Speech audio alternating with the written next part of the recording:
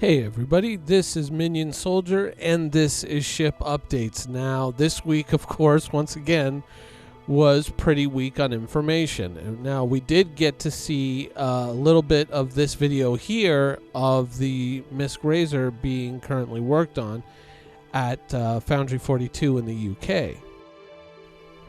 Now, beyond that, they also added in some updates to some stuff that they're working on with the Caterpillar in terms of the engine effects, and also some updates for the Caterpillar again, the Herald, and other visual effects updates that they're working on, possibly for 261 and beyond.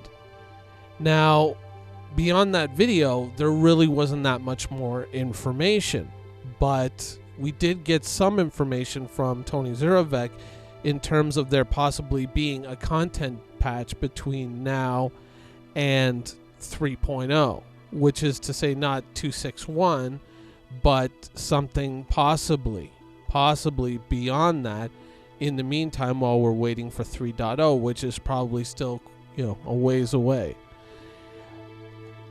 And after getting that information, there really wasn't anything else significant, or at least related to ships, to go out and give to you guys. So that was going to kind of make this week's ship updates, well, frankly, a very short episode. However, luckily, we do have a Herald, so we can take this Herald out. We can open up the receivers, and, well, what's the Herald built for? Well, it's built for information running, and it's also built for a little bit of data piracy. So, if we can't get the updates, let's just kind of go ahead and steal them.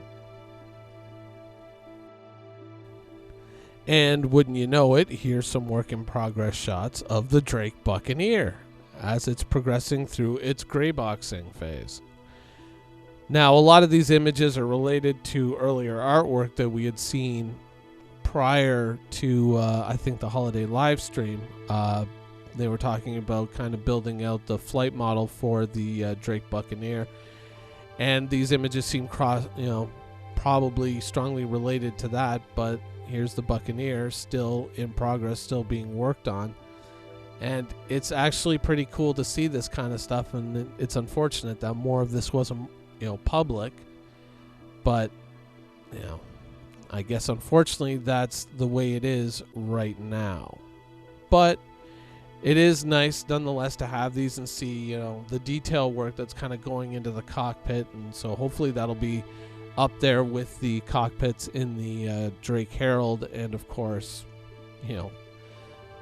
the Caterpillar, which are two of the frontline Drake ships that have now made it out into the PU. Of course, the other one being the Cutlass also, but the Cutlass is obviously going through some major changes, and will not be looking anything like its current incarnation in game. Now, as far as technical ship updates, that was all there really was this week. But, there was also a bit of a bombshell dropped. Well, not really a bombshell. It was more just a discussion, when they were talking about AI on ships, and a lot of people immediately seized on that and were like, well, it's totally valid. You can fly a ship with an entirely NPC crew.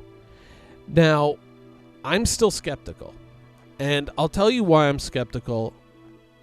Now, other people might see it a different way, and I totally, I understand. But for me, I can see NPCs being functionaries on your ship. I can see, for instance, having NPCs manning turrets, doing basic ship maintenance, things like that. I mean, when I was watching that video, one of the things I thought was, geez, have for boarding ships or whatnot, have maybe 5 or 6 NPCs is basically, kind of doll them all up as stormtroopers and send them, to board ships. I mean, at least that way, if you also have human boarders going in with them, then they can catch the initial fire and, let the enemy reveal their positions, and then you can kind of work your way around and flank the enemy while they're kind of distracted by the NPCs. Possibly that's one thing that you could do with them. And it does open up a lot of interesting possibilities in positions like that. And so in those areas, I kind of think, that was really cool information to find out. And that kind of is, in those areas, I think, a vindication of those people who want to use NPCs to crew your ship. The area that I'm still kind of stuck on, the area that I'm kind of thinking I don't really know that an NPC would work in that area, would be more around the larger capital ships where the captain and the pilot of the ship are separate. That's where I kind of think, I don't think that an NPC would work in that situation, because issuing basic movement commands and saying go here, go there, when you're talking about a pilot, there's a certain amount of creativity involved in that, and there's a certain amount of there's just I don't know, it's a bit of an intangible quality that people would have over machines, whereas like you could say, okay, navigate to this position to an NPC and it will go from point A to point B, whereas like if you tell a player fly from here to there, they might do things more creatively. Like let's say you're under fire, they might deliberately put asteroids between themselves and the enemy to help mitigate damage that's incoming while you're either flying away or trying to get into position to attack your enemy.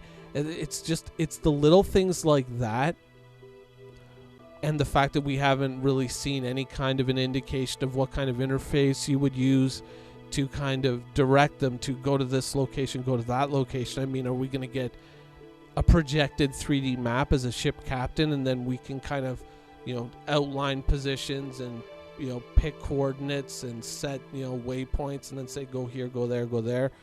And then even then, if you had a human navigator, you could just say, just cut around these two asteroids here and then come around behind them, and then we'll torpedo them from there. That's the kind of areas where I feel that I just have difficulty believing that an NPC could do that job. I know. That's just me. And so I'm still a little bit skeptical on that. I want to see more of how this system is going to evolve and how it's actually going to live and breathe before I basically say, 100% NPC crews and myself, perfectly viable, will totally work. I'm still a little bit skeptical, especially around the larger ships. But in terms of, say, just having like a whole squad of, like armored security officers to patrol your ship while you're flying around in case you have boarders, oh yeah, I can totally see that based off of what Tony said. Having people going around providing medical assistance or, repairing the ship when it's damaged, totally can see it. It's just the areas that would involve actual creativity and certain intangible human qualities where those would be an advantage. That's where I have trouble with imagining this stuff. But of course, I could be wrong, but just something to bear in mind. Anyways, that's the show for this week. I hope you guys enjoyed it, and thanks for watching. Quantum travel initiated.